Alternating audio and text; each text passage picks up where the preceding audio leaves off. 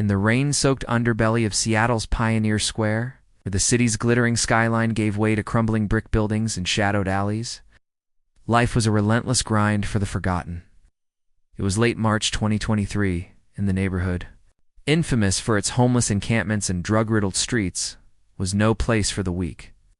Amid the discarded needles and overflowing dumpsters, a small gray tabby cat huddled in a cardboard box, his once vibrant fur matted with grime and blood. He had no name then, just a number in the city's endless tally of strays. But soon, he would be known as Oliver Twist-Ollie, for short a nod to the literary orphan who defied his cruel fate. The cat's discovery was pure chance. A local barista, named Mia, rushing through the alley on her way to an early shift at a hipster coffee shop, heard a faint, pitiful mew. Peering into the box, she gasped. The cat was emaciated, his ribs protruding like jagged ridges under thin skin. His spine twisted unnaturally as if crushed by some unseen force. Deep gashes crisscrossed his flanks, festering with infection. And one ear was swollen and deformed, scarred from relentless scratching at invisible tormentors' ear mites, she guessed. His eyes, a dull amber, held a resignation that broke her heart. He couldn't move his hind legs, dragging them uselessly when he tried to shift.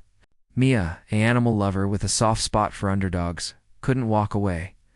She scooped him up gently, wrapping him in her scarf, and hailed a cab to the nearest emergency vet clinic, the Seattle Animal Trauma Center. "Hang in there, little guy," she whispered, her voice trembling as the cab sped through the misty dawn.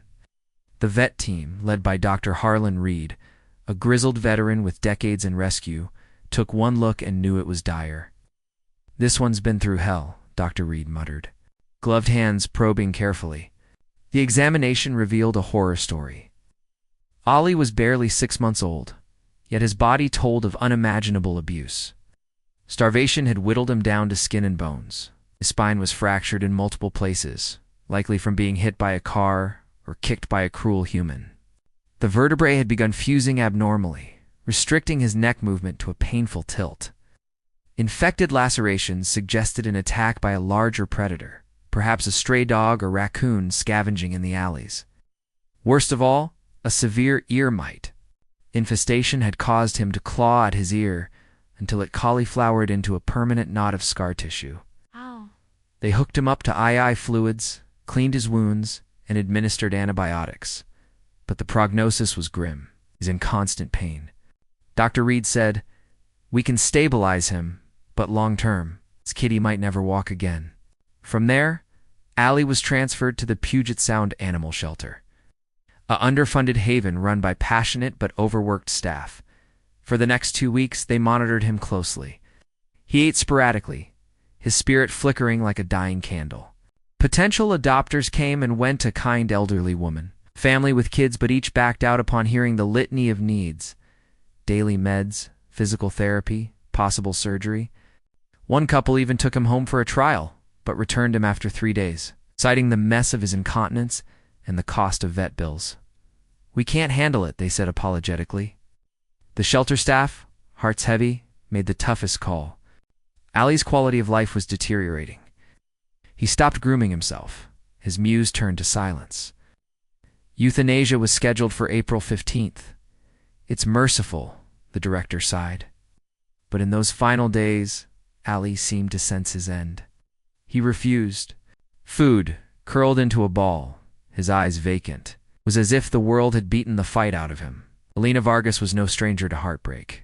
As a veterinary technician at the Seattle Animal Trauma Center, she'd seen it all: abused dogs, neglected birds, cats hit by cars. At 28, with a degree in animal science and years of hands-on experience, she had a reputation for taking on the hopeless cases. Her apartment was a revolving door for Foster's, a one-eyed rabbit, a 3-legged terrier, but her own life was a quiet storm. She and her boyfriend Marcus Hale, a graphic designer struggling with freelance gigs, had been together for 4 years, but lately, tensions ran high. Marcus wanted to start a family. Elena, haunted by her own childhood in foster care, wasn't ready. Their arguments echoed in their small Capitol Hill apartment, shared with 2 rescue cats, Luna, a sleek black beauty, and Finn, a playful Siamese mix. When Ollie first arrived at the center, Elena was on shift. One glance at his forlorn face, those downturned eyes that crumpled around, something stirred. "He's got the saddest expression I've ever seen," she told Marcus that night over takeout pizza. "Like he's given up on everything." Marcus, ever the optimist with his boyish grin and tattooed arms, listened intently. "Sounds like he needs someone like you," he said, squeezing her hand. But Elena brushed it off. She had enough on her plate. Days later, after Allie's transfer to the shelter, Elena couldn't stop thinking about him. She called for updates, her heart sinking with each report. When she learned of the euthanasia date, it hit like a punch. "Can't let that happen," she confessed to Marcus. They drove to the shelter that evening, rain pounding the windshield. The staff warned them, "He's paralyzed, in pain. 8. It'll be expensive meds, therapy, and he might not improve." But Elena saw beyond the broken body. "Everyone deserves a chance," she said firmly. Marcus nodded, his support unwavering despite their personal strains. They signed the papers just hours before the procedure. As they carried Ollie home in a soft carrier, uncertainty loomed. Would he adjust? Would their other cats accept him? They set up a quiet corner in the bathroom. Soft blankets, a low litter box, water bowl within reach. Marcus knelt, stroking Ollie's head. "Welcome home, buddy. We're calling you Oliver Twisby, 'cause you're twisting fate." What happened next defied logic. Within an hour, as Elena and Marcus sat on the floor watching, Ollie stirred. His eyes brightened. A low purr rumbling from his chest, the first sound of contentment in weeks. He nuzzled Elena's hand, his rough tongue licking her fingers in thank you kisses. "Look at him," Marcus whispered, eyes wide. "It's like he knows he's safe." For the first time, Allie's face softened. The saddest cat label began to fade. But recovery was no fairy tale. That night, Ollie cried in pain, his body twitching. Elena administered the first dose of painkillers, her hands steady from practice. Marcus held him gently, murmuring encouragements. Their cats, Luna and Finn, peered curiously from the doorway, sniffing the air. It was the start of a bond that would test them all. The days blurred into a routine of care and vigilance. Ollie was on a cocktail of medications, antibiotics for infections, anti-inflammatories for swelling, and low-dose opioids for the crushing spinal pain. Elena syringed them into his mouth twice daily, her vet skills a godsend, but challenges piled up. Lee couldn't control his bladder, leading to accidents that required constant cleaning. They bought puppy pads and a shallow litter box, cutting down the sides for access. "He's like a toddler," Marcus joked, but the exhaustion showed in his eyes. To aid mobility, they covered the apartment floors with non-slip mats yoga rolls from Elena's unused gym bag. Ollie dragged himself at first, his hind legs limp. The vets had been clear. Permanent paralysis. Don't expect miracles. But something shifted. On day 3, as Marcus dangled a feather toy, Ollie lunged forward, pulling himself a few inches. Elena froze, tears welling. "Did you see that? It was the beginning." Ollie's spirit, dormant in the shelter, ignited, ate ravenously now, his body gaining strength. But setbacks came. A urinary infection required more antibiotics, and one night he fell trying to reach the water bowl, yowling in frustration. Elena and Marcus argued over it, her wanting to do more, him worried about costs straining their budget. "We can handle it," she insisted. Deep down, it mirrored their relationship woes. Elena's fear of commitment, Marcus's desire for stability. Meanwhile, the cats integrated. Luna, the matriarch, groomed Ollie's ear gently, while Finn batted at him playfully, encouraging movement. Ollie responded, his front paws batting back. Then the impossible. On week 2, Ollie stood, wobbly, trembling, but standing. Lena filmed it, her voice shaking. "Look at you, Ollie. You're fighting." They celebrated with treats, but the moment deepened their bond. Marcus pulled Elena into a hug. "This is what we needed, a reminder.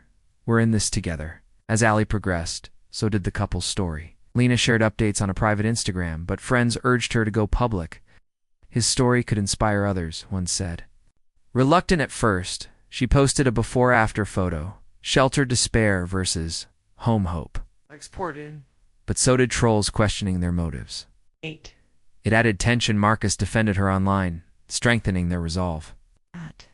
Months passed, each marked by milestones. Ollie's walk evolved from a drag to a shuffle, his spine's fusions limiting but not stopping him. Physical therapy sessions at the center, hydrotherapy in a shallow, tub-built muscle. Dr. Reed, revisiting, shook his head in amazement. I've never seen anything like it. It's like his will is rewriting his body. But recovery had plateaus. A bone infection flared, requiring surgery. A $2,000 hit they crowdfunded from friends. Ollie emerged stronger, but the scare reminded them of fragility. To cope, they took him on short outings. Ollie loved car rides, perching on Marcus's lap, purring as Seattle's lights blurred past. He's our little adventurer, Elena laughed. The turning point came in June. During playtime, Lee chased a laser pointer across the room, not crawling, but wobbling on all fours. Then, a small jump to catch it. Elena and Marcus stared, speechless. The vet said no, Marcus murmured. But Ollie proved them wrong. His gait awkward like an elderly cat in a kitten's frame, hence the twist in his name. A playful twist on aging backward. The relationship bloomed too. Caring for Ollie forced conversations. Elena opened up about her fears. Marcus shared his insecurities. Ollie's teaching us to leap, he said one night. As they watched him play with Luna and Finn, Ollie's personality emerged. Mischievous, affectionate. He followed Marcus like a shadow, cuddling during TV binges, favorites, nature documentaries. He adored cheese nibbles, batting at tablets for games. But pain lingered. Lifelong meds were a reality. By fall, Ollie was running and steady, but joyful. A video of his first sprint went viral on TikTok, amassing millions of views. From death, Row 2 superstar, captions read. Followers surged, 50,000 on Instagram at Unbreakable. A Facebook page with 20,000 likes, even a subreddit for updates. Fame brought opportunities and challenges. Media interviews flooded in. A local news segment called him Seattle's saddest turned happiest cat. But with visibility came scrutiny. Accusations of exploiting him for money. Elena and Marcus channeled it positively, launching a GoFundMe for the shelter. It raised $15,000 in weeks, funding surgeries for other strays. Injuries lingered. Vets suspected a dog attack, perhaps from a nearby encampment.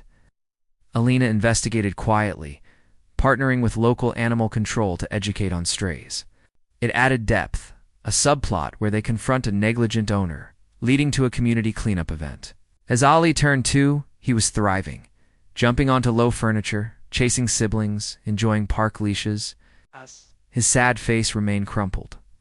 Ear-tilted head, but his eyes sparkled with joy. Elena and Marcus married in a small ceremony, Ollie as ring-bearer in a tiny harness. They advocated nationwide, speaking at conferences, writing a blog. Funds helped dozens of animals. Setbacks. A pain flare required adjustments, but Ollie's resilience inspired. Today, at 3 years old, Ollie lounges in sunbeams, munching treats. Watching birds? His story reminds. Love heals. Elena and Marcus, now parents do be. Credit him. Ollie twisted our fates too. Thanks so much for listening. See you in the next video. Have a great day.